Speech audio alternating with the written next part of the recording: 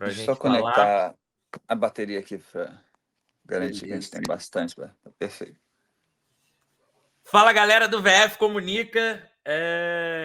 E essa entrevista aqui é muito especial para mim, porque desde que eu comecei a trabalhar com jiu-jitsu, eu comecei um ano depois do que o Marcelinho parou de lutar, então eu só vi Marcelinho lutar por vídeo e acompanhando as histórias dele. E tá aqui hoje com ele é uma grande honra para mim, Marcelinho. Obrigado por você ter aceitado o convite de estar aqui no VF Comunica.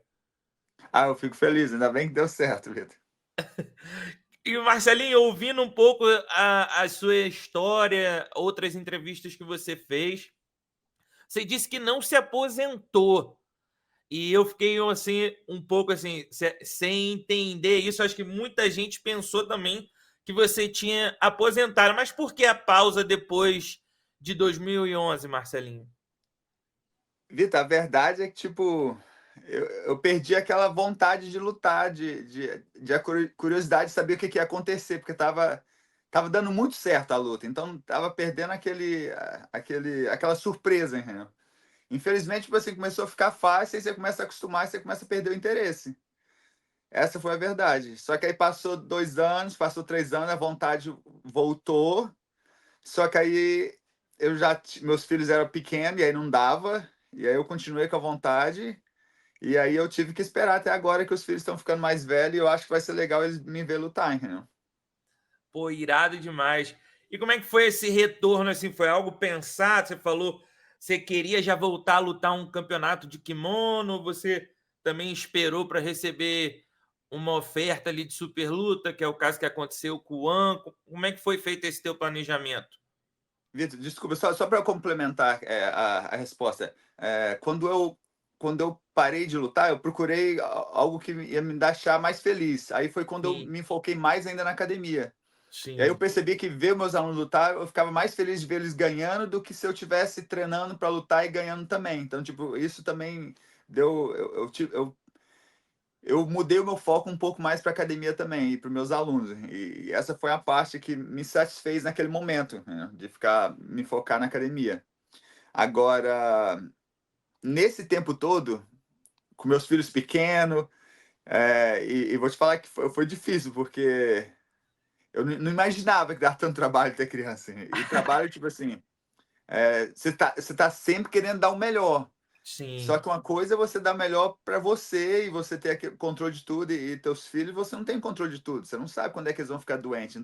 Então eles ocupavam todo o meu tempo. E nesse meio termo, continuou chegando as propostas. E aquelas propostas, eu percebi que o pessoal ainda queria me ver lutar. Então, se tinha interesse pessoal em ver lutar, me dava vontade de lutar também, mas eu não podia nunca tirar tanto tempo assim da minha família para poder ir treinar e se só focar em mim. Então, aquela vontade foi só aumentando, mas eu imaginava, tipo, agora não é o momento, não é a hora certa. E graças a Deus as propostas continuavam chegando de todas as organizações, todo mundo continuava, até um mês atrás, antes de eu anunciar que eu ia lutar o One, continuava chegando propostas de todo mundo. Isso me deixava feliz, que eu imaginava, tipo, o pessoal não me esqueceu, o pessoal ainda quer me ver lutar. E isso continuava me dando aquele combustível uma hora eu vou poder voltar, porque o pessoal ainda quer me ver lutar. sim. E aí chegou a proposta do One, eu pedi o que eu queria, eles me deram, e aí não tinha como recusar, entendeu? Sim, incrível mesmo ver você lutar depois de tudo que você passou. A gente ainda vai conversar um pouco sobre isso. Mas você falou num ponto muito legal aí.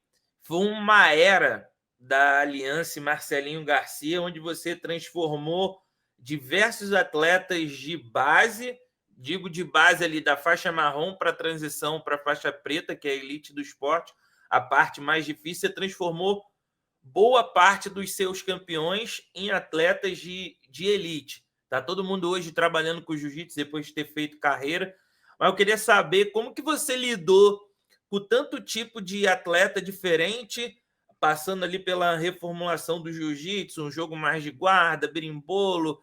Aí teve o Bernardo Faria, depois o Gianni, teve aquele esquadrão da faixa marrom, Dylan Dennis, a Dominique, todo mundo ali. Como é que você cuidou de todo mundo ali? Como é que era esse treino com tanta gente boa no mesmo tatame?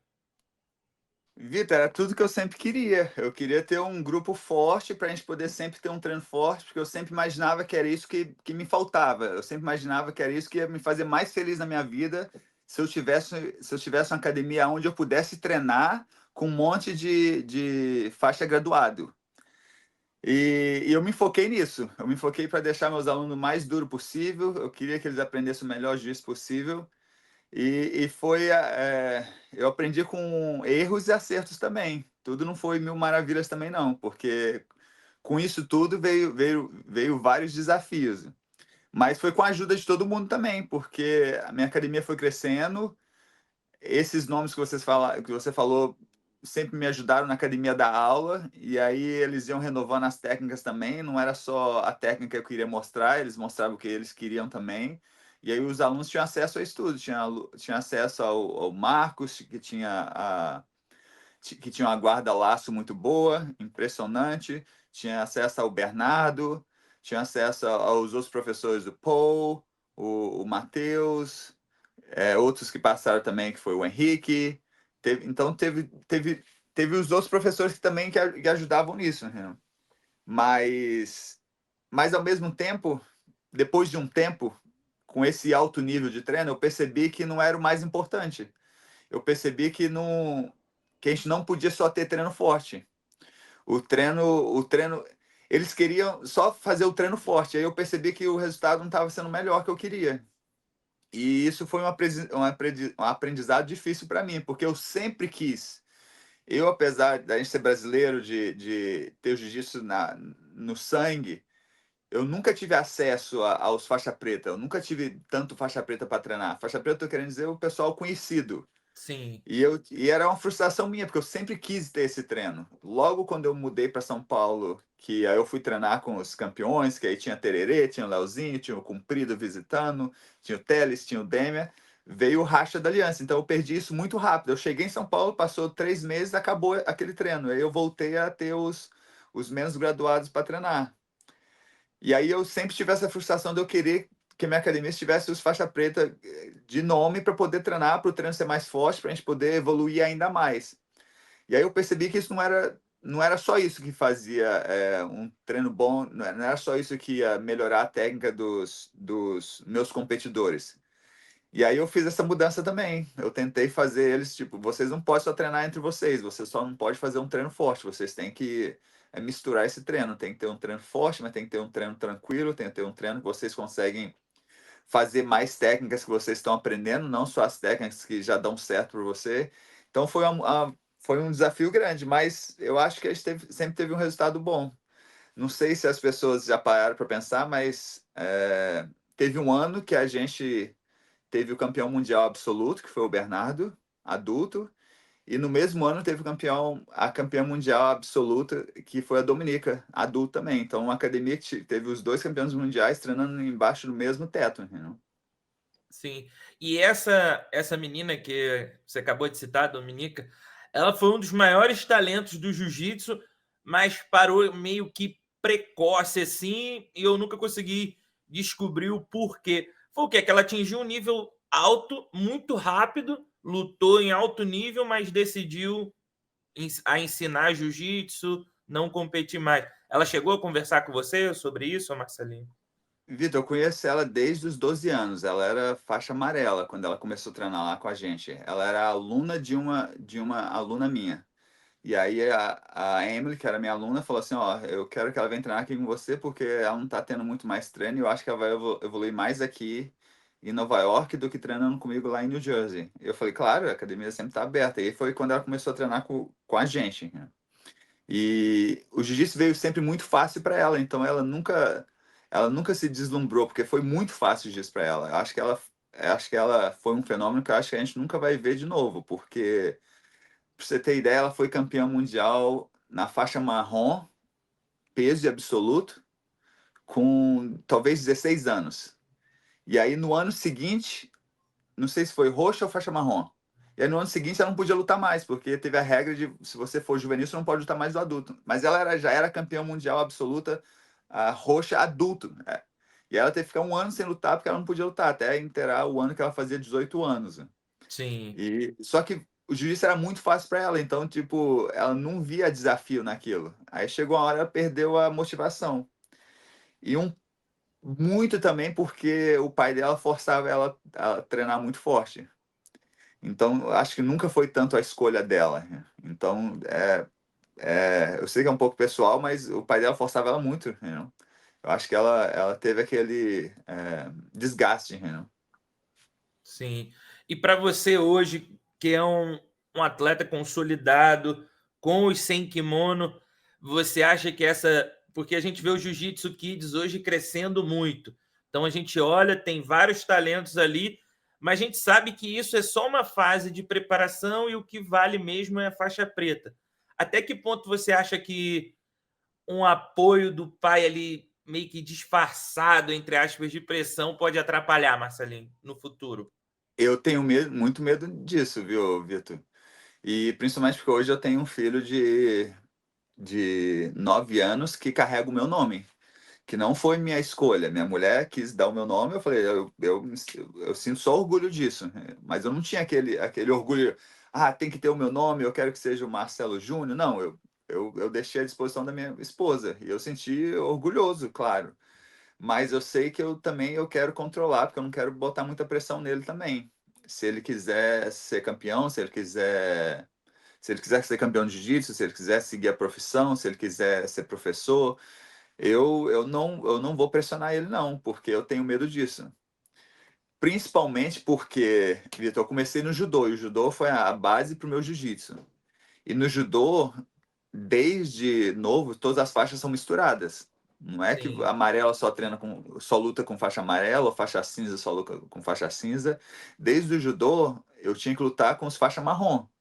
Isso com 12 anos. Então era uma frustração grande minha, porque eu imaginava, tipo, pô, eu comecei tem 1 ano, eu sou faixa cinza. Agora eu sou faixa amarela, eles já são faixa marrom. Eu sempre imaginava que eu estava sempre para trás. E eu ficava imaginando assim, nossa, mas por quê? Por que que eu não tive a chance de começar quando eu tinha 5 anos? Igual esses garotos. Eles todos começaram quando eu tinha 5 anos. E, e logo, logo, depois dos meus 20 e poucos anos, eu imaginei assim, nossa, ainda bem que eu não comecei quando eu tinha 5 anos. Porque a minha obsessão de treinar forte era tão grande e eu acho que teria dado errado, viu? Eu acho que eu teria tido aquele desgaste que eu falei, que eu comentei antes, entendeu? Então sim. hoje eu tento aprender com isso, eu tento aprender com as situações que eu vivi, de querer ter começado muito cedo, mas não começado cedo, comecei com 12 anos, e eu acho que eu fiz bastante, eu acho que eu desenvolvi jiu-jitsu de kimono, sem kimono, tinha um nível bom de judô, então eu acho que eu comecei na hora certa, então é isso que eu sinto hoje, eu acho que não precisa ter essa pressão. E eu vejo esses atletas hoje lutando de alto nível com tão pouca idade, eu me preocupo com isso, viu? Tu acha que até a galera que de pouca idade, a gente fala 19, 20, 21 anos ali, ganha o Mundial, tu acha que ele pode meio que se frustrar no caminho porque essa realização vem tão cedo e tem aquele desgaste dele próprio de pressão, pressão de pessoas próximas? Tu acha que isso pode afetar também, Marcelo? Uma grande conquista bem cedo? Vitor, com certeza, mas eu tento imaginar, tipo, a pressão mesmo, a pressão que vai vir, a pressão que vai vir de você mesmo, porque eu acho que a maioria dessas personalidades, você já tem ela, você já quer ser campeão, você já quer Sim, provar para alguém, você quer provar para você mesmo, você quer provar para quem está perto de você, você quer fazer aquele tempo valer a pena das pessoas que estão te apoiando. Só que o mundo está cada vez mudando, então não é o mesmo mundo que eu cresci. Hoje tem a pressão também da mídia social, do que o pessoal estão falando de você nos comentários. Então, tipo, eu não cresci com isso. Então, eu tenho medo da pressão hoje ser ainda maior. Então, ou talvez eles já estão mais acostumados com isso do que a gente na nossa época que a gente cresceu. Então, é uma coisa que eu tento entender melhor, mas eu acho perigoso. Eu acho que tem um risco de, em vez de ir para um lado, ir para o outro, né? Sim. Quando tu ganhou teu primeiro mundial na faixa preta, ô Marcelinho, e depois você foi defender ele, tu sentiu pressionado? Como é que foi aquele momento de você saiu do atleta que não tinha título para o cara que começou ali a dominar a categoria? Como é que era aquilo naquele tempo que a gente sabe, não tinha mídia social, não tinha essa coisa da internet, então era mais a pressão da galera que conhecia você pelos campeonatos, né? Pô, tu vai lutar com o Marcelinho, Marcelinho ganhou e tal. Como é que foi para você? Vitor, eu sentia pressão, só que a maior pressão era de ter gostado tanto daquilo e eu queria que acontecesse de novo. Então a pressão não foi ruim para mim, principalmente na faixa preta. A pressão só me dava mais vontade, tipo assim, não, eu tenho que treinar mais porque eu fui campeão e o que que eu preciso fazer para acontecer de novo? Vai ser mais difícil? Vai ser igual? O que que eu preciso fazer? Ou já está tudo certo, é só manter esse nível de treino? Então eu tive essa pressão eu queria que acontecesse de novo. Mas o meu primeiro mundial veio no Senkimono, que foi o ADCC. Então eu sentia a pressão de que as pessoas queriam saber se eu ia conseguir fazer de kimono. E aí eu fui lutar o meu primeiro mundial de faixa preta contra o Tererê na final. Eu fiz a final contra o Tererê, que já era um destaque da categoria há muitos anos, hein? Então foi difícil, mas a pressão acho que não me atrapalhou, não, porque eu acho que eu lutei bem, cheguei na final, estava lutando bem até perder para ele, mas é claro que faltou maturidade ali naquela final. Era o meu primeiro ano de faixa preta, eu tinha ganhado a faixa preta, não tinha nem um ano, não fazia nem 6 meses, entendeu? Mas eu tinha pressão comigo mesmo, de eu ter ganhado o Mundial sem kimono, a DCC, e eu queria ser campeão também de kimono. E graças a Deus veio. No ano seguinte eu consegui ganhar. Sim, foi campeão mundial 2004. Deu uma Isso. travada. Você foi campeão mundial em 2004, depois ali foi em 2006, depois nos outros anos, e foi 2011 o teu último. De 2004 para 2011, qual foi a maior diferença que você viu entre os seus títulos mundiais? Ah, Vitor, teve muita diferença, entendeu? Eu tirei um pouco da pressão de mim mesmo. Eu percebi que eu já sabia o que tinha que fazer, então eu não me preocupava em ter que fazer mais do que precisava fazer, porque era sempre uma ansiedade tão grande, Vitor, de eu não ter alguém do meu lado que era campeão, que eu sabia que era só fazer aquilo. Então eu não sabia o quanto eu precisava treinar. Então eu acho que eu treinava talvez sempre mais do que precisava. O que deu certo, eu não posso reclamar disso porque deu certo. Sim, Mas depois eu me acalmei, eu sabia, tipo assim, tá chegando a hora de começar a fazer dieta, tá tranquilo. Eu já sabia aquela receita. Não preciso lutar todo fim de semana, não preciso lutar todo mês, porque eu já sei o que eu fazer, eu já sei controlar a minha ansiedade, porque a ansiedade é normal. Não achei aquilo ali uma coisa que ia me atrapalhar, me machucar, me fazer mal. Eu conseguia controlar aquilo. E eu acho que mudou foi isso. Eu comecei a ficar mais tranquilo, eu sabia o que ia acontecer. Mas infelizmente aí começou a acabar também aquela expectativa, porque começou a ficar normal. Infelizmente, eu acho que a gente, como ser humano, a gente acostuma com tudo que é bom, com tudo que é fácil, né? Quando perde o desafio, é normal da gente perder o interesse, entendeu? E isso aconteceu em 2007. Isso foi a primeira vez que aconteceu em 2007, que foi quando eu fui lutar MMA, porque eu queria algo novo, porque sim. eu acredito que eu tive um desempenho muito bom naquele ADCC de 2007 e ficou fácil, infelizmente ficou fácil. Infelizmente e felizmente também ficou fácil. E eu queria um desafio maior. Mas eu sempre soube que o que eu mais gostava era jiu-jitsu. E logo, logo, quando as coisas começaram a dar errado no MMA de várias formas, de eu não conseguir lutar, ficar preso em contrato, negociação, não ser uma coisa tão simples igual era lutar jiu-jitsu. E aí eu comecei a perceber que o tempo estava passando, eu estava perdendo tempo. Eu falei, eu sei que o que eu mais gosto é jiu-jitsu e agora eu já não sei mais se eu vou conseguir voltar a lutar jiu-jitsu e ganhar de novo. E aquilo ali já, Já já te deu mais desafio. já despertou aquela chama de tipo assim, será que eu consigo de novo? E aí eu fiquei 2 anos parado, que para mim era muito tempo, e eu voltei, consegui lutar mais consegui ganhar mais 3 mundiais de kimono e mais 2 ADCCs. Então, e aí aconteceu de novo. E aí aconteceu, começou a passar despercebido, não era mais tão importante ganhar. E aí eu comecei a ficar feliz de ver meus alunos lutar, porque desde que eu lutava, eu sempre dava aula, desde dos meus primeiros campeonatos mundiais, eu sempre dava aula. E aí conseguir ver eles ganhar começou a me dar uma felicidade muito grande. Eu comecei a perceber que aquilo ali me completava também. Eu comecei a me focar naquilo. Às vezes o pessoal não sabe, mas o último ADCC que eu lutei, em 2011, naquele mesmo ano eu ganhei o Mundial, antes desse ADCC, no mesmo ano, de kimono. E eu tava coach o Ryan Hall, eu tava lutando ADCC e coach entre uma luta e outra. Né? Esse sempre foi o meu costume, eu sempre dei aula, sempre tive meus alunos lutando no mesmo campeonato que eu, desses campeonatos aí, esses últimos mundiais de faixa preta que eu ganhei 2009, 10 e 11. Os meus faixa pretas hoje era tudo faixa azul, então eu tava coach eles aqueles primeiros dias todos do Mundial, fazendo dieta, e aí o pior é que depois que eles lutavam de faixa azul na quinta, na sexta, eles começavam a comer tudo do meu lado, e aí eu tinha que continuar a dieta no sábado, domingo. Tem várias histórias assim que não era fácil, entendeu? Sim.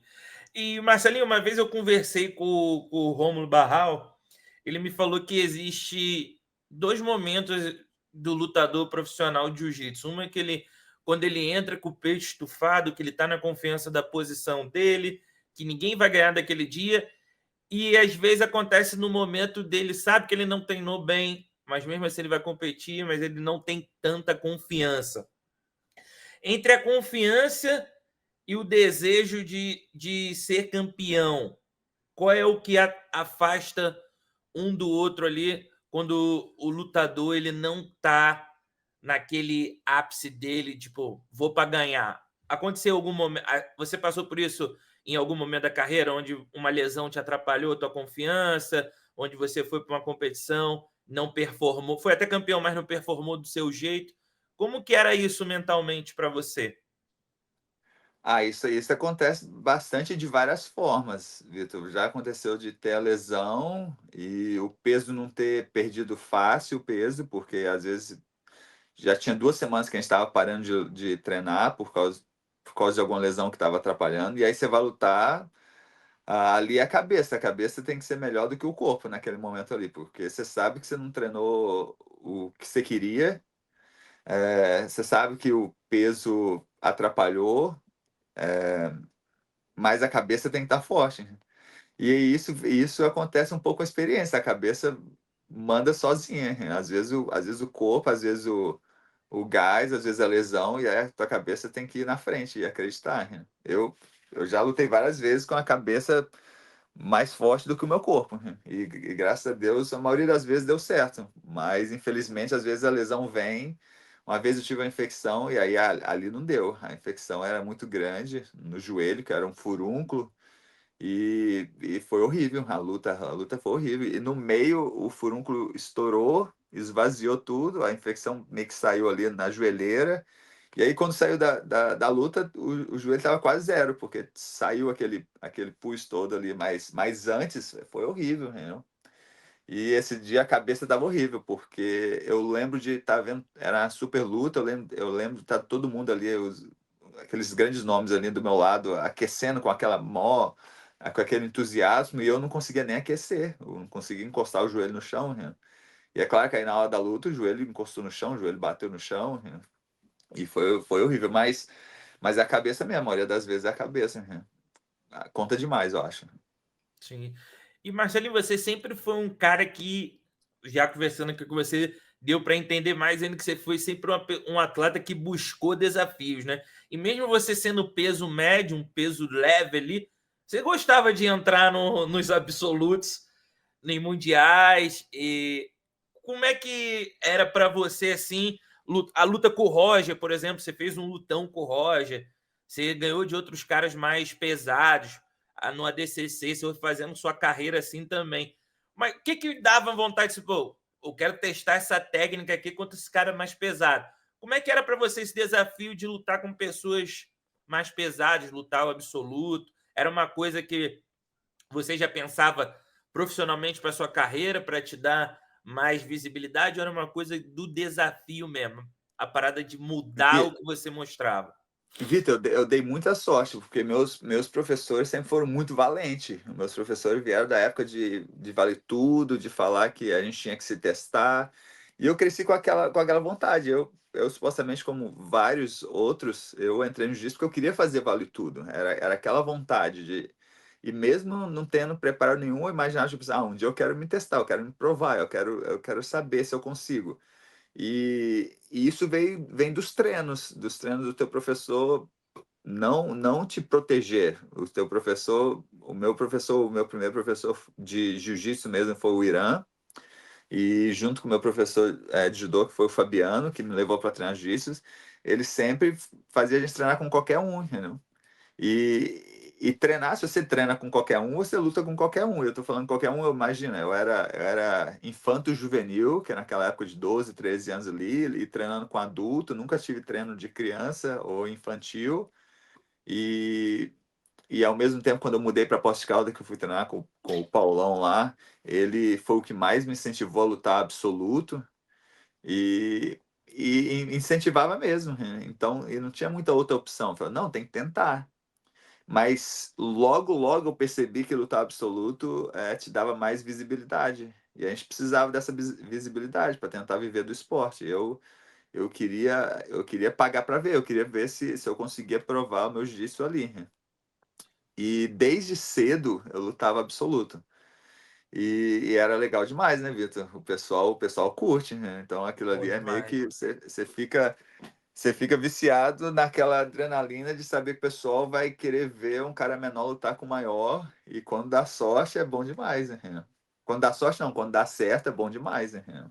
Sim. E qual foi a luta assim mais especial para você que você fez no absoluto? Tem uma luta assim que você pega e conta para os filhos quando tá tomando café da tarde ou na resenha com os amigos, tu fala, pô, esse dia que é essa luta. Vitor, eu acho que foi o primeiro absoluto que eu ganhei, Renan. Eu era faixa azul, juvenil, lutei minha categoria juvenil, ganhei. E aí o meu professor Paulão falou assim, ó, acho que agora você podia testar no absoluto. Só que não tinha juvenil absoluto, era juvenil absoluto azul. E esse dia eu senti um pouco assim a pressão. Eu falei, caramba, vou ter que lutar com adulto absoluto. Aí ele falou, não, tá tranquilo, Marcelo. A gente vê, se os caras for muito grande, aí eu te tiro, mas bota lá teu nome lá. E era só finalização, Vitor. Olha, olha, olha que roubada, supostamente. Era só finalização. Era um Grand Prix, um campeonato enorme só para faixa azul.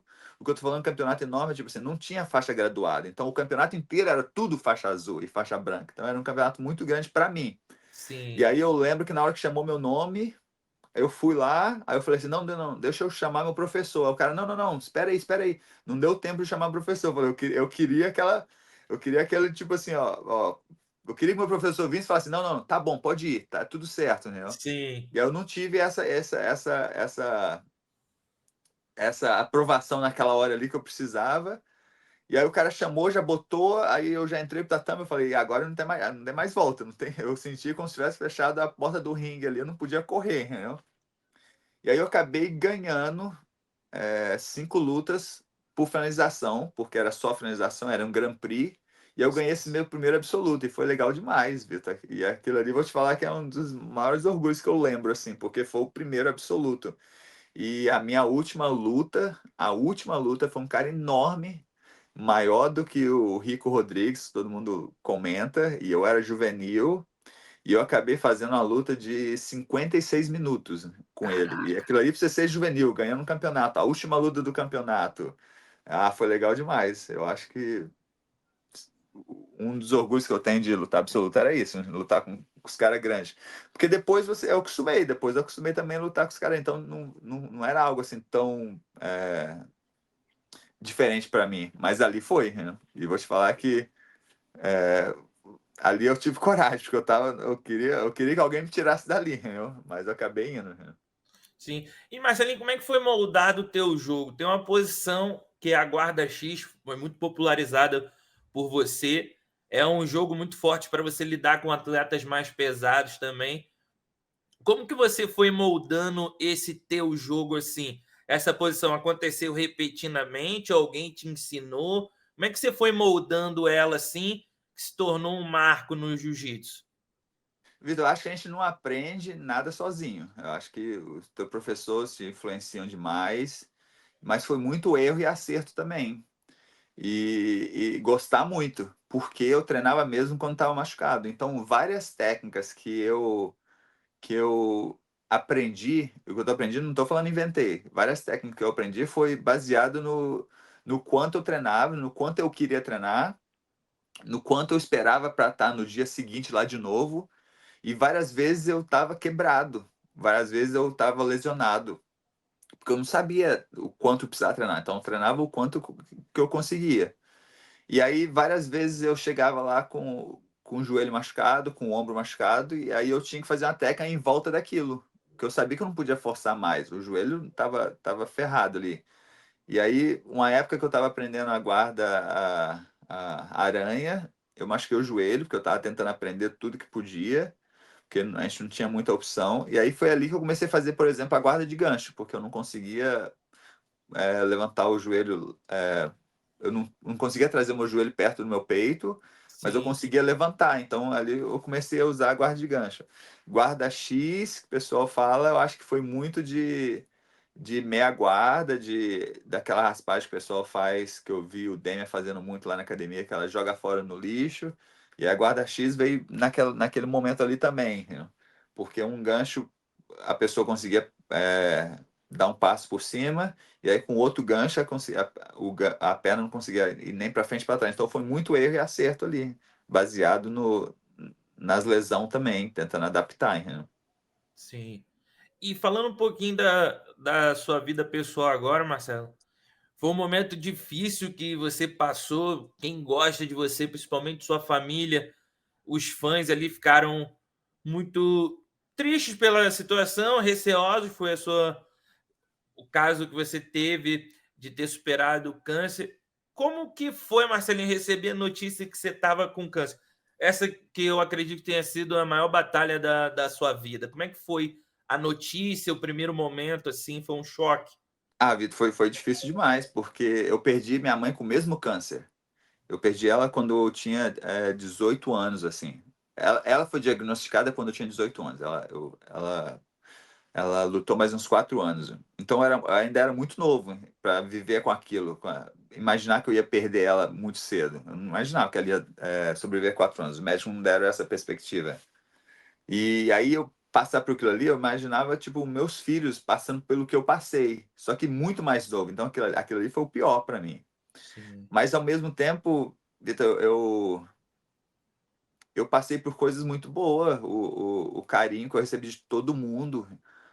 A partir do momento que eu dividi com as pessoas o que eu estava passando, porque eu precisei dividir, porque eu precisei dividir logo, eu precisei falar para todo mundo que eu estava doente, que as coisas estavam difíceis para mim, porque foi meu diagnóstico saiu, o resultado que era maligno saiu no dia do meu aniversário. Então eu estava recebendo um monte de mensagem de parabéns, parabéns, parabéns, parabéns, feliz aniversário, e aquilo ali tava eu tava me sentindo afogado naquelas emoções de tipo de todo mundo falando parabéns, felicidade, não sei o quê, e eu não podia dividir aquela felicidade, porque eu não tava bem naquele dia. Aí no dia seguinte eu tive que dividir, porque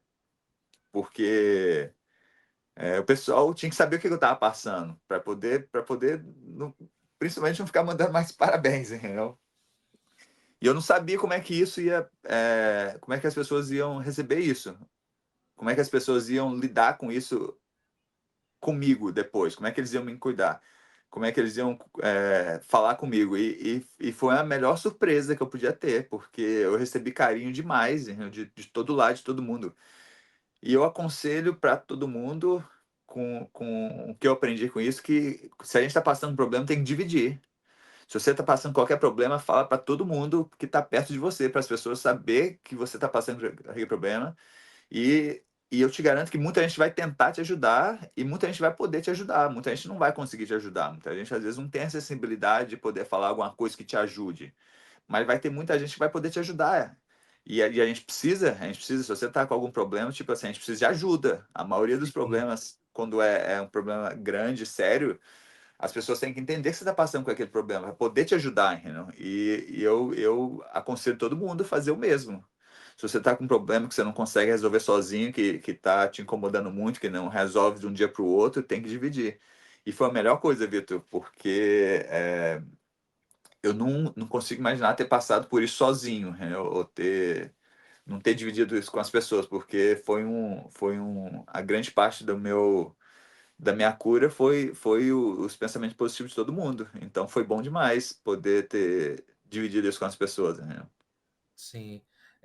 Pô, nem consigo imaginar assim, você olhar para os seus filhos, saber que você perdeu a sua mãe assim. Eu sei que é uma situação difícil, eu perdi minha avó também com câncer, mas graças a Deus você está curado. No dia que você chegou na última químio, como é que foi para você assim, venci o câncer? Foi algo especial para mim que sou fã seu, fiquei feliz de ver, mas eu nem consigo imaginar com a alegria que sua família recebeu essa notícia. Ah, Vitor, foram várias conquistas, entendeu? Várias conquistas. Uma grande foi 2 dias depois que eu descobri que o câncer não estava espalhado. Cara, Mas e eu vim do pior cenário, porque todo mundo sabe que o câncer de estômago é muito grande. sim, O risco de não sobreviver é muito grande. Então aquilo ali já foi uma conquista enorme. Eu me senti bem mais forte depois daquilo ali. Porque esse foi o diagnóstico da minha mãe, que tinha se espalhado e não tinha jeito. Eu lembro do médico me falando: vai lá, se despede da tua mãe. Isso logo quando ela teve diagnosticado e ela foi fazer a primeira cirurgia. Então, eu sabia que não estava espalhado, todo mundo em minha volta ficou muito feliz. Até a médica, na hora que ligou, a felicidade. Falaram que eu fiquei mais emocionado. Quando ela ligou e falou assim, eu sentia na voz dela, ela feliz de falar para mim que não estava espalhado, né? Mas, mas quando eu terminei as minhas primeiras 4 quimio, supostamente já tinha matado todo o câncer, né? E aquilo ali foi bom receber aquela notícia do médico, falar que ó, não tem mais célula nenhuma. Agora você pode resolver se você quer fazer a cirurgia ou não. Só que eu já tava no pré-operatório, no dia anterior. Eu falei, não, já tô aqui, eu quero fazer cirurgia. Aí ele falou, aí eu perguntei, mas por que que eu faria a cirurgia? Ele falou, não, esse vai ser o teu melhor seguro saúde de vida possível. A maior garantia que isso não vai voltar se a gente fizer a cirurgia é tirar o que tiver morto lá, já tirar para não ter nenhuma célula cancerígena sobrou. Eu falei, não, vamos fazer a cirurgia. Mas a cirurgia, eu vou te falar que foi pesado, Vitor. Aí já foi outra dificuldade que eu não estava esperando. E logo caraca, depois da cirurgia, eu tive mais 4 quimioterapia. E as quimioterapia também eu sabia que eu ia passar por aquilo tudo de novo, que eu passei nas 4 primeiras, que foram difíceis também. Mas, mas infelizmente, a gente tem que esperar para poder falar que está curado, é só 5 anos depois, né? Mas eu tô livre de câncer nesse momento e eu quero ficar assim para sempre, entendeu? já foi, já está curado em nome de Jesus. Amém. Muito, muito feliz de estar compartilhando essa notícia com todo mundo que está nos ouvindo aqui. E também agora uma alegria de ver você competir. Acho que vai ser a minha primeira vez de ver você competindo também, assim, live, ao vivo. E você aceitou o desafio de voltar a lutar sem kimono. Você contou que foi uma valorização boa para você. Mas como está sendo esse retorno para você? Essa questão de ser atleta de novo, Marcelinho? Tá com aquela chama? Você contou que tá com vontade do desafio. Como é que tá sendo isso assim? Acordar, tendo um compromisso, saber que daqui a pouco você tá entrando no cage para lutar, aquela coisa toda de novo. A Vitor é legal demais, ainda mais ter um palco desse, um palco que as pessoas vão poder ver ao vivo. Até a definição da televisão vai ser melhor do que quando eu lutava Sim, antes. verdade. Entendeu? Meus filhos poder ver isso vai ser legal demais. Mas agora você imagina, eu tô há quase 14 anos sem lutar. 14 anos, tem muita gente que vai ver minha luta e não tava nem vivo, entendeu? Sim, verdade. Então, 14 anos sem lutar é uma sensação de como se fosse a minha primeira luta de novo. Só que com toda a experiência e toda a bagagem que eu tive nesses anos todos. Então, tipo, eu tô com toda aquela ansiedade boa, só que eu sinto que eu sei o que que eu vou fazer lá. Eu sinto que não vai ser surpresa nenhuma. Pelo menos esse é o meu plano. Eu não planejo em ter surpresa nenhuma diferente da última vez que eu lutei. Eu tô preparado para chegar lá, botar a mão no meu adversário e fazer o que eu fiz da última vez que eu fiz, com meus últimos. Essa é a sensação. Mas ao mesmo tempo eu tô me sentindo como se eu estivesse lutando aquele primeiro campeonato de juvenil, parece, entendeu? Porque é muito tempo sem lutar. Só que a vontade nunca acabou. Eu nunca parei de treinar. Eu sempre treinava com meus alunos no alto nível. Apesar desses 2 anos de lutando contra o câncer e dessa mudança para o Havaí e não ter academia, eu não ter conseguido treinar direito. Então, tipo, a vontade é a melhor possível. Mas mas é uma ansiedade gostosa, é a vontade que eu não vejo a hora de sentir aquilo e saber que eu estou sendo valorizado, que eu vou ganhar bem para aquilo. Saber que vai ser um palco que eu acho que meus filhos vão sentir orgulho de me ver lá lutando. Eu acho que eu consigo dar um exemplo bom para eles, ganhando ou perdendo. Eu sei que eu vou conseguir dar um exemplo bom para eles. Eu sei que eu consigo me comportar, não importa o que aconteça naquela luta. Então, eu acredito que eu só tenho a ganhar.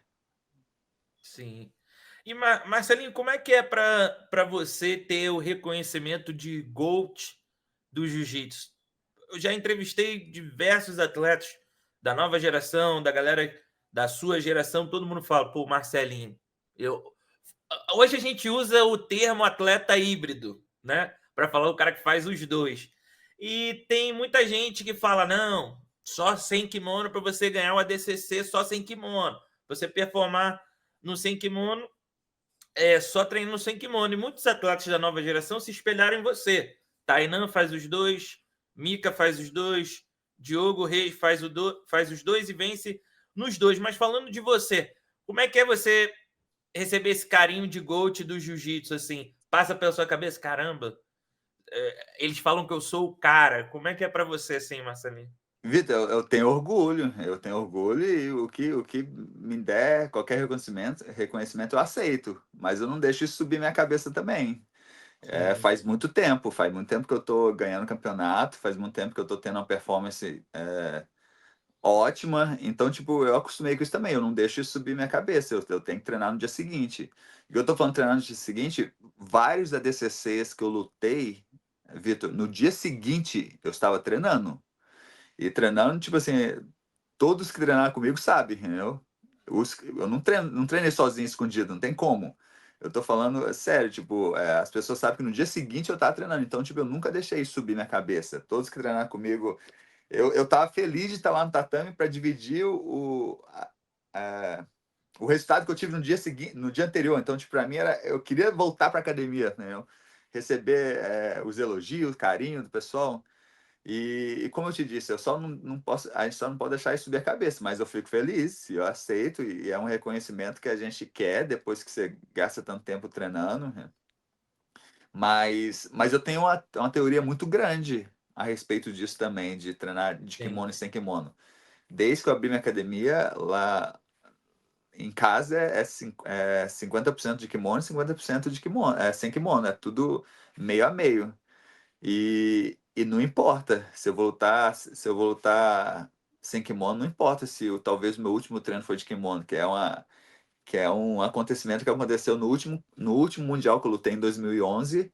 O meu último treino foi sem kimono. E Caramba. 2 meses depois, no ADCC, o meu último treino antes do ADCC foi de kimono. Então, para mim, isso nunca me atrapalhou. Isso nunca me deixou imaginar, tipo assim, pô, mas eu não tô treinado, eu tô meia a meia. Não, porque o jiu-jitsu para mim sempre foi muito parecido a minha técnica de kimono e sem kimono. E eu não entendo quando as pessoas falam que essa temporada é de kimono, essa temporada é sem kimono. Isso para mim nunca fez sentido. E graças a Deus deu certo. Eu acredito que deu muito certo para mim, né? Sim. Pô, é incrível demais. No ADCC eu lembro de uma luta, assim, eu estava começando a trabalhar com jiu-jitsu, então o ADCC 2011 foi um grande torneio assim que eu vi de sem kimono, não entendia muito, e logo depois fui trabalhar na Gracie Mag, então quando eu fiz estágio lá, todo mundo, Luca Tala, Marcelo Lopes, todo mundo falava que você era o cara, Marcelinho, lutava com os caras grandes e tal, vencia com kimono, sem kimono. E eu lembro da luta com o Kron Gracie, aquela lá que ele encaixou uma guilhotina em você. Foi uma luta muito complicada, assim, por vários fatores também. Ele estava chegando, você já estava como cara consolidado, então ele também com muita vontade. O que tu lembra daquela luta, Marcelinho, com o Kron? Ah, Vitor, que a luta foi boa. Foi boa porque foi um desafio grande ali. Não foi. Talvez foi a única luta que eu não finalizei. Apesar de já ter ganhado dele no ADCC anterior e ter finalizado, mas naquela luta eu não finalizei. E tem alguns aspectos interessantes naquela luta, porque infelizmente o tatame a área de tatame era muito ruim naquele ADCC. O que eu tô querendo dizer é muito ruim, era muito pequeno. Eles fizeram muito pequeno a área de tatame. E você acredita que tinha sabão no tatame? De alguma Caramba! coisa que eles lavaram, deve ter lavado e não tiraram o sabão direito. E eu tava sentindo escorregar. Sabão, não acredito que alguém tenha colocado óleo no tatame, mas estava escorregando. Sim, E aí eu imaginava que, tipo assim, eu vou ter que me adaptar, não só na luta agora, mas com respeito à tração do meu pé aqui no chão. E aí eu imaginei assim, tipo assim, se eu tô sentindo escorregadio, eu acho que o meu adversário também tá sentindo. E eu lembro de ter entrado uma queda no Kron e eu pensei assim, eu vou continuar só mexendo ele aqui, que eu acredito que ele vai cair, porque eu não tô tendo tração para poder empurrar, para poder, tipo, botar energia na queda, mas eu sei que ele deve estar sem equilíbrio igual eu tô sentindo. E deu certo. Eu acho que eu derrubei ele uma sim. ou duas vezes, entendeu? E aí na hora que eu eu dei mole lá e ele conseguiu encaixar a posição boa dele lá. Eu fiquei afundado naquela guilhotina ali um tempo. Vou te falar que eu sentia, tentando abrir a pegada dele, eu senti que a pegada estava ruim da guilhotina. Não estava uma pegada firme. Não estava uma Sim, pegada tipo assim, firme, fechada. Eu senti que estava tipo algo assim, entendeu? Imagina uma pegada tipo, a pegada estava torta na guilhotina. Aquilo ali me deu força para imaginar, tipo, assim, eu acho que a pegada dele tá ruim, acho que vai estourar. Mas ao mesmo tempo a gente sabe, quando você está muito tempo numa posição de estrangulamento, eu falo, talvez eu vou dormir aqui, mas eu acho que, como eu sei que a pegada tá ruim, eu acredito que a técnica não deve estar boa. Então talvez eu consiga sair dessa posição antes de eu dormir. Mas ali eu tive que procurar onde podia, onde não podia respirar ali, porque o tempo inteiro que eu estava na posição, eu estava sentindo que eu estava respirando por um canudinho ali. Tinha muito pouco ar entrando. sim. Foi uma lutaça. Eu tenho umas duas últimas perguntas para você, Marcelinho. Tá bom. Uma é que a gente hoje tem o Gordon Ryan, ele se intitula GOAT do Jiu-Jitsu pelas medalhas do ADCC, mas conversando com não só com você, outros professores também, e todos são quase unânimes em dizer do que ele ainda precisa fazer mais para atingir esse status. Você, com uma grande história no jiu-jitsu, o que você acredita para o Gordon ou para quem quer se tornar um GOAT? O que tem que fazer? O que o Gordon hoje precisaria para ser o GOAT do grappling? Vitor, é complicado, né? Porque não tem uma regra, não tem um campeonato de GOAT, você saber quem que vai ganhar para saber que é. Porque conta muita coisa, né? Conta uma carreira inteira. E ele ainda tá lutando, então tipo, ele não terminou a carreira dele. Então a gente não sabe quanto mais ele vai ganhar, mas eu acredito que com certeza ele é o melhor hoje. Eu acredito nisso. E é muito difícil alguém ganhar dele hoje. Mas ao mesmo tempo é complicado ele ter uma performance tão surpreendente, porque se você vai lutar com um cara igual o Gordon, você olha para ele e fala assim, olha o tamanho dele. Você imagina, tipo assim, ele vai ganhar. Ele tem que ganhar. Sim, Então tipo assim, é uma coisa meio que óbvia. Né? Então, tipo, ele tem que provar muito para demonstrar que ele não tá ganhando só por causa da força ou só por causa do tamanho dele. Então, tipo, isso, queira ou não, é contra ele, entendeu? Porque se você imagina, tipo, não, é mais fácil porque ele é tão grande, entendeu? A mesma coisa acontecia com o Roger, infelizmente. Né? Ele tinha que ter aquelas performances perfeitas para poder provar que ele era o melhor. porque senão todo mundo ia imaginar, ah, mas é só porque ele é grande. Infelizmente isso acontece, deve atrapalhar eles, entendeu? Ter esse destaque de gol, tá? Apesar de todo mundo saber que ele é, entendeu? Que o Roger é, entendeu? Mas você entende, tipo assim, eles têm que demonstrar um justo ainda melhor, porque senão todo mundo vai falar que é só porque eles são grandes. Porque, gente, a gente sabe, entendeu? A gente sabe que se você é pequeno e vai lutar com o cara grande, é muito mais difícil, entendeu? E ao Sim, mesmo tempo eu dou crédito pro cara mais pesado, Vitor, porque o jiu para ele supostamente seria mais fácil. Então, tipo assim, sim, se eles se esforçam para aprender um jiu melhor ainda, então, tipo, eles estão fazendo esforço deles, eles estão melhorando também. Porque, queira ou não, é muito cômodo um cara pesado só ficar por cima, não fazer técnica nenhuma, só querer amassar o outro. Então, quando eu vejo um cara maior, igual o Roger, o Gordon, treinando para desenvolver técnicas mais eficientes, eu dou crédito e eu acredito que não seja fácil para eles também. Sair da zona de conforto de, em vez de só ficar por cima amassando o cara ali e esperando o cara cansar, mas eles não, eles têm um jogo completo. E no caso do Roger, de kimono e sem kimono, ele provou isso também. Entendeu? sim, Agora, verdade. Gold é muito difícil, entendeu? É muito difícil distinguir o que é o Gold, entendeu? Mas é o tipo de coisa que a gente tem que deixar as pessoas falar, as pessoas acharem, né? A gente tem que achar isso. Né? Sim, mais uma opinião pública ali, né? Mas você falou um ponto interessante, vai por conta das performances, ser igual o Roger, ele ganhou um Mundial finalizando todo mundo na mesma posição, então ele mostrou um domínio técnico muito grande. Então isso aí é mais um debate que vai perdurar, rolar por muito tempo assim. E minha última pergunta para você, Marcelinho. Nova geração do jiu-jitsu. Tainan, Mica Galvão ali, são dois atletas que alternam ali. O Mika, né, fica entre o peso leve e o médio. O Tainan é o cara que está ganhando tudo no médio desde muito tempo. O que você vê sobre esses dois talentos? O Tainan expressa bem publicamente também que se espelhou, inspirou em você. O que você acha deles? E existe a possibilidade de você ter esse desejo também de fazer uma luta com eles, ou já treinou junto com eles? E o que você acha de modo geral? Vitor, eu admiro demais o jiu deles, é impressionante. Mas é claro que eu vou puxar a sardinha para o meu lado, que é peso médio. Né? O peso médio, a gente tem um jiu-jitsu que não é o mais rápido e também não é o mais forte, porque a gente não tem muito peso, mas é a média ali. Né? É o melhor dos dois mundos, eu acredito. E eu acho que eles têm um jiu-jitsu impressionante. O Mika é impressionante o que ele fez com a idade dele, com as performances dele de kimono e sem kimono. O Tainan, eu acho que tem um jiu perfeito, ele faz a posição tão detalhada, que é impressionante. E ao mesmo tempo tem o Kei Rutolo, que Sim, já ganhou do Mika. Então, tipo, são todos desse peso aí, né? Então, tipo, eu tô falando desse peso médio da DCC também, de sim, 170 pounds, 77 quilos, né? Eu acredito que o peso médio sempre foi uma das categorias mais difíceis. E eu não tô tirando isso da minha cabeça. Eu tô falando só porque era uma das categorias que enchia mais quando eu lutava. Principalmente quando você não tinha que se classificar. Era a categoria muito cheia, muito lotada. Né?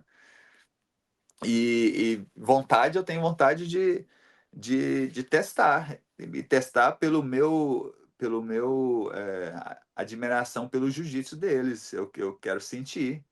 E não é sentir, eu sei que vou ganhar, quero ganhar. Não, é uma luta que ninguém sabe o que pode acontecer. Eles são mais novos, eles talvez tenham até mais responsabilidade hoje de ganhar do que eu, mas eu gostaria de treinar, de sentir, de lutar, de qualquer coisa, entendeu? Quem sabe um dia? A gente não sabe. Vitor, eu tô indo para essa luta agora, a gente usa um termo eu ainda tô molhando meus pés, entendeu? Antes de entrar da água, entendeu? Entendeu? Eu tô indo uma luta de cada vez, eu não quero pensar muito na frente não, porque eu não preciso. O que eu tô falando, não sim, preciso, tipo, não faz bem, eu não quero planejar uma luta contando que eu já ganhei essa, entendeu? Então, tipo, eu não quero menosprezar ou então tirar a responsabilidade minha. Eu tenho muita responsabilidade nessa minha luta e a Deus sabe qual que é o futuro, entendeu? sim. Minha última pergunta para finalizar, Marcelinho. Qual é o grande plano do One para você? É te tornar um campeão ali, trazer desafiantes, ou mais a questão de ter um plano de carreira para você fazer lutas mais lendárias, lutas mais clássicas, igual essa que você vai fazer contra o Imanari, que foi um atleta de destaque no MMA também, finalizador, traz um monte de coisas diferentes para essa luta. O que você pode falar disso para a gente? Vitor, eu acho que o plano deles é o maior possível. Se eles deixarem, eles querem que eu lute pelo título amanhã. Só como eu te disse, eu estou ainda voltando a lutar. Então o plano vai ser dependendo de uma luta de cada vez. E a minha vontade é grande. Eu espero conseguir responder essa vontade que eu tenho. Eu espero conseguir continuar ganhando para poder chegar nos maiores desafios, né? Quem tiver com o cinturão, um dia eu poder lutar com quem tiver com o cinturão, porque eles têm cinturão lá no One também. E isso só o futuro vai dizer, né? Mas o plano deles é o maior possível. Eles Sim, querem que eu lute com qualquer um. E como eu disse, Vitor, eles me dão a opção de não só lutar no meu peso, eu quero lutar com qualquer peso também. Eu quero fazer luta legais. Eu só quero conseguir aguentar fazer essas lutas. E por isso que eu tô indo uma luta de cada vez. Entendeu? incrível, vai ser incrível. Marcelinho, muito obrigado pelo teu tempo, muito obrigado por aceitar o convite de falar com o VF Comunica. Sou um grande fã seu, como já expressei outras vezes aqui nessa resenha. Fico muito feliz de estar conversando com você e muito empolgado para a sua luta também. Você tem esses minutos finais aí para agradecer quem você quiser, uma mensagem para o público brasileiro. O tempo é todo seu. Vitor, eu fico feliz de poder dividir minhas ideias. Adorei as perguntas também. E poder falar de uma coisa que vai ser muito importante para mim poder lutar, uma coisa que me fez muito feliz. E o pessoal vai poder me ver lutando mesmo do Brasil, acho que vai estar no canal Combate, talvez em outro lugar também que eu ouvi falar, mas já esqueci. Mas eu sei que vai ter opção pessoal poder me ver ao vivo aí. Vai ser importante para mim porque vai ser legal também, porque eu vou estar lutando na Tailândia, nunca imaginei estar lutando na Tailândia. Incrível. Vai ser um evento enorme e eu aceito a torcida de todo mundo. Entendeu? Quem quiser torcer para mim, eu fico feliz. E eu quero ir lá. Como é que fala? Mostrar o melhor juiz possível para o pessoal ficar empolgado e treinar mais e ficar feliz de ter visto a luta. Não sei que horário que vai ser aí, às vezes é de madrugada, às vezes é de manhã. Então, tipo, não quero que o pessoal perca o tempo. Eu te garanto que eu vou dar o meu melhor lá. Uma coisa eu nunca prometi ganhar. Nenhuma luta minha, eu nunca prometi. Eu nunca entrei, nunca dei uma entrevista falando, vou lá para ganhar, vou lá para finalizar. Mas uma coisa eu prometo, eu vou lá para dar tudo que eu tenho. Eu não saio de lá com nada. Eu não saio de lá devendo nada. Eu vou dar tudo que eu tenho. É isso aí, galera. Na torcida pelo Marcelinho, que venha uma finalização aí para a gente comemorar muito. Mas o mais importante de tudo é esse retorno da lenda. Tamo junto e até a próxima. Os Obrigado, Vitor. Tchau.